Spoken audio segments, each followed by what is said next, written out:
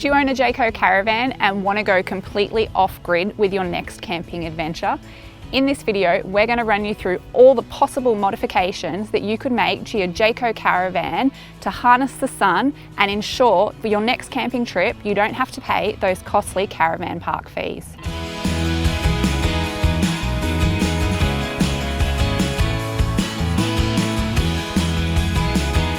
Hey, I'm Bryony. And I'm Andrew. And we're from Accelerate. And this is our Jayco base station. Prior to owning this, we also had a Jayco Swan. So we're completely familiar with Jaycos and what you need to do to them to get them totally set up for off-grid camping. Okay, so welcome inside our Jayco base station. It's a pretty standard look of a Jayco. Andrew, what do they come with from factory? Okay, so most Jaycos from bottom to the top of the range come with what's called a J35 as standard. So it's a box about yay big, and it does all the, generally most of them do the solar regulating. It does the Anderson plug isolating, so isolates your car from your van for the charging of the batteries. It does the 240 charging, and it will also do most of the fusing, so all the fuses for your lights, your 12 volt outputs and so on. So that all goes through one. There's a few different versions. We're currently up to, we've got an A, B, C and D available at the moment. The D is lithium compatible, A, B and C aren't, so they don't come with a lithium algorithm, and to be honest that's most of what we see. So they will come paired up standard with an AGM battery. The D generally comes paired up with a lithium battery. So you mentioned AGM batteries there. It's pretty standard for the Jaycos to come out with AGMs? Yeah, most of the ones we see have always come out with AGMs. They're just starting to bring some lithiums out now, but it's still quite new on the market. Okay, so most of these seem to come out with AGM. Do we need to upgrade to lithium? If you want to have a better off-grid experience, lithium's definitely the way to go. It will charge a lot faster, it will be a lot lighter, it will last a lot longer. So your appliances will work for longer, and the batteries will recover a lot quicker, and that'll give you a much better runtime on what you're trying to use. So if you've decided to upgrade to lithium, what changes do we need to make inside the caravan other than lithium battery? Okay, so it actually depends whether you come out with that J35 A, B, C or D. If you've got a D, then that's a 240 charging taken care of. Depending on the model will depend how much solar will go in. Quite often we can get enough solar on the roof to run through the J35. If we want to go more solar, we'll have to have a lithium specific solar regulator. The other thing, if we're going lithium, we'll need a DC-DC charger. So we'll have a DC-DC charger that'll handle the input from the car. Also, that can run your solar, is another way around it. And yeah, probably the other thing that most people do is an inverter, and that's what we've got in this. So all our 240 appliances work. So let's just run through each of those individually. The solar regulator, what is its sole purpose? So regulate the solar. So yeah, it's a lithium. You need a lithium compatible solar regulator. It takes the high voltage from the panels, converts it into the correct voltage to charge the batteries, and basically keeps the solar panels humming away and pumping into the battery. A DC to DC charger, what's its purpose? So that will bring the power, basically, in simple terms, the power from the alternator on your car through an Anderson plug. Then it hits the DC-DC charger, that modifies the voltage to suit the lithium batteries perfectly, and then charges the lithium batteries while you're driving from your car. So we can, if we're driving, you can have your Anderson plug plugged in, and via the DC to DC charger, it can be charging the battery, and then the solar regulators will be charging your battery via the solar panel. So you're sort of getting the dual input while you drive, is that correct? Certainly, that's the advantage of running a separate solar regulator and DC-DC charger, is you can get maximum current input. Cool. So you mentioned a 240 charger, is that correct? Yep. What does that do, and why do we need it?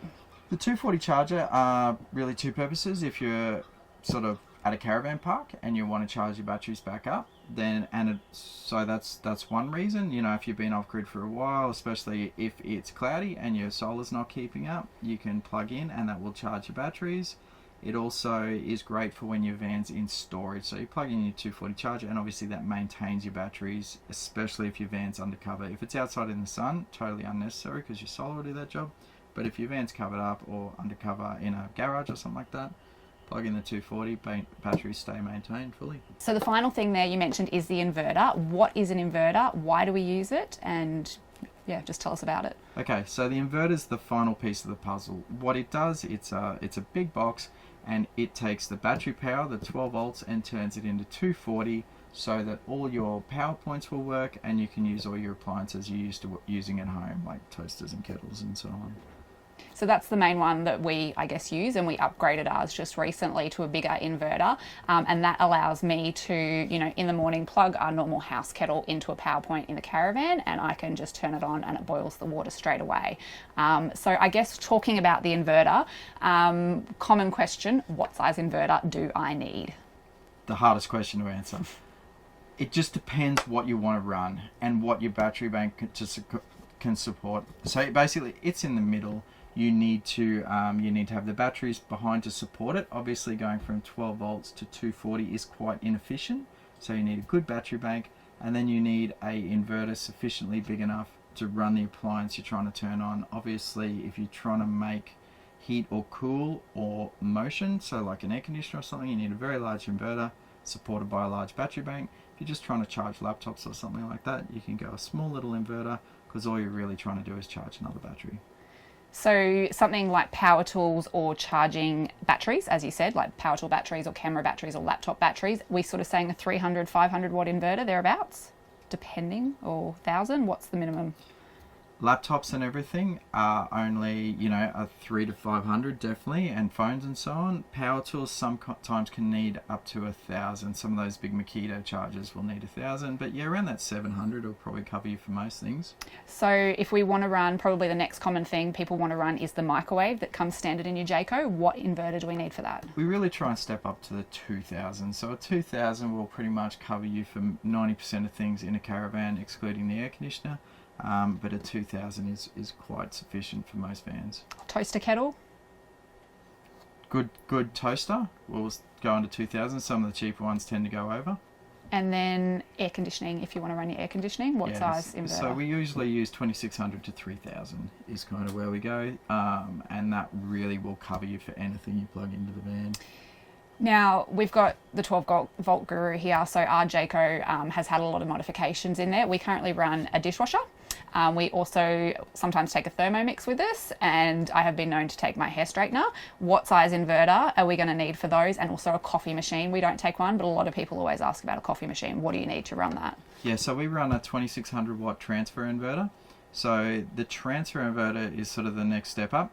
What it will do is if you plug the van into 240, it'll automatically bypass the inverter and light up all the GPOs, and everything will work. The minute power gets lost, it seamlessly transfers over to the battery power, and everything just continues to run. So we can go from in simple terms, an extension lead out the back with the air conditioning running, pull the extension lead out, and you don't even notice. Everything just keeps working, and we run off battery power. Obviously, to support that, we've got a lot of solar going on and a lot of batteries, but yeah, we run a 2,600, and that's been good for us. Cool. Another common question we get asked is a compressor fridge. So they don't typically come standard in a Jayco, but a lot of other caravan manufacturers will put a compressor fridge in there. Inverter size, battery bank sizes, what do you recommend for that? Well, compressor fridge runs off 12 volts, so it's not essential inverter, but in our experience, a compressor fridge really needs a 200 amp lithium battery behind it, or 2 or 3 AGMs in the 120 size. They're not super hungry, but they continuously draw, and compressor fridge, 200 lithium, and you won't have an issue. Cool. So on that, so our lithium batteries typically come in a 100 or a 200 amp hour, is that correct? 100, 125, 200 would be, and a 300. So how much lithium do I need of amp hours? A normal van, if you take aircon out of the equation, 200 is very sufficient. Most people without air conditioning, just wanting to run kettles and toasters and things like that, 200 with over 600 of solar, they are good to go. Air conditioner, we really try and go sort of 400 at a minimum, and sort of try and get the solar up as much as we can for whatever roof space we've got, but definitely, over 600 is definitely the goal. Cool. So solar, you've touched on that a few times. You've said minimum 600. I guess it's depending on the caravan as well, on the roof and where everything's fit, but we ideally try and get how many panels up there and what size. Yes. And well, 4 180s or 4 160s, depending on how we fit up there, is definitely ideal. It really depends on your hatch spacing and so on. Sometimes it's a bit of a game of Tetris, but solar's the key. I'm always getting asked what size battery should I need. It's all cool to have heaps of big batteries, but once you discharge them, you can't recharge them. So a big solar bank is kind of the first place to decide what system you can get, is having a look at your roof space. It all starts with the solar. So you mentioned all those parts you need. The first thing I'm thinking is storage. Where do you fit them all? How big, what size space, and am I losing a lot of storage basically? Not too much. That's generally the negotiation with the customer, is the storage space. Lithium batteries are quite flexible. We can really stick them anywhere. Quite often, sort of the usual ones in most sort of new agey style, Jayco style caravans, where you've got the twin lounge system, sort of this style. Under the lounges is normally the most unused space, so we can definitely squeeze them under there. Sometimes we use the under bed storage, but we'll push it right up the head of the bed, so we don't, and that can sort of be mounted on the walls around the bed. We tend not to lose too much storage space. We can still, some vans that have got the external boxes, we can still utilize the boxes on the external and do something there. But normally it's like this one here. Obviously we got 400 lithium, 2600 inverter, DC-DC, everything, and it's literally contained under me right now. And it's a sliding space. We don't use it very often anyway, so we really don't lose that much. So down in here is where we've managed to squeeze everything in. So when we talk about losing storage, even in a monster system like this is the footprint of storage we've lost. Everything's tucked away down in here. This is a bit of a continual work in progress. We're forever testing new things. So it is held together by straps, but we do that on purpose so we can swap things out as we go. So what we've got here is our two 200 amp Invicta lithiums. Tucked away over the back here is our J35D, so that's all our fusing and our 240 charging. This is the shunt that connects up to our J-hub. So this is the shunt that monitors our amperage in and out. This is a control node. It's part of this setup. So the shunt, the BM Pro and the control node. This distributes all the signals basically. So that gives us all our fridge temperatures and so on. Under here is our big 2600 watt inverter. So that controls all the 240 power. Over there is our DC-DC charger. So that's all the power from the alternator to charge up the batteries. Obviously monster leads, big inverter. That's basically everything we've got crammed down in here. That's the fridge slider mechanism. But that's the bulk of the stuff. We've got the solar regulator elsewhere. But when we're talking about losing storage, that's the size of the footprint that we've managed to fit everything in. So with the BM Pro system that's already in here, is there any way we can monitor our batteries? Yeah, so all the Jaycos will all come out with some kind of monitoring, even if it's just a few lights. Like this one actually came standard. It just had a few LED lights for the water tanks and the battery voltage. Obviously, being who we are, we've upgraded. So this is the latest one that's out at the moment. This is the J-hub pad. I don't know how well you can see it, and we'll do another video on it. But basically this gives you full controls. You can turn lights on and off. You can slide the slider in and out, water pump on and off, hot water on and off.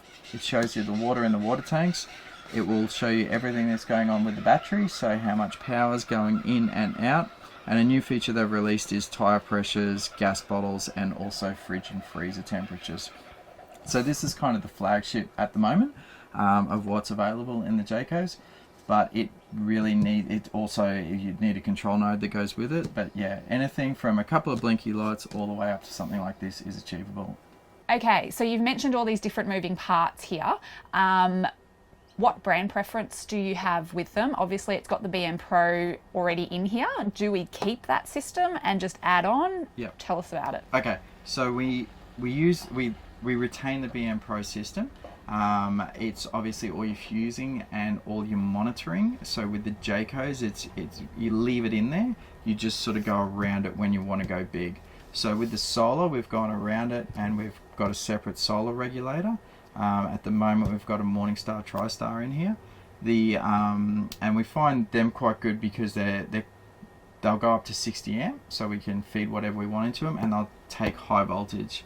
I've sort of cheated with this one, and I've actually got house panels on the roof, but there's only certain regulators you can use that for, and there's some high voltage issues there that we've obviously overcome. being that this is a bit of a Frankenstein creation. I've been trying to try out different things. The inverter, we've used a 2600 watt EnerDrive inverter. The reason why I use that one is that seamless transfer I was talking about and built-in RCD, so it's quite a good inverter to use in the Caravans. For the batteries, we've gone with two 200 amp Inverters. Inverters are aligned with BM Pro. They also offer a Zeal range, so it's a bit cheaper. The reason why we went Inverters is the 7-year warranty, and also they align very well with the BM Pro brand. DC-DC charger in this one is the EnerDrive. To be honest, the reason why I used the EnerDrive one is because I had one and it was there. The Red Arc DC-DC 1250 would also do the job just as good. So Red Arc, EnerDrive and Inverter are really the brands I prefer. The choices in this van was also a bit of what I had lying around the workshop kind of thing. Obviously it's mine, so yeah. Yeah, so I think the big thing there is you can pretty much use anything you want really in brand preferences. If you've got them a brand preference already, we can work with that. We like the EnerDrive inverter just simply because of the features Andrew mentioned. But yeah, all the other bits and pieces, it's really creating a package that suits you and comes in at your price point. There's varying price points in batteries and that sort of thing as well.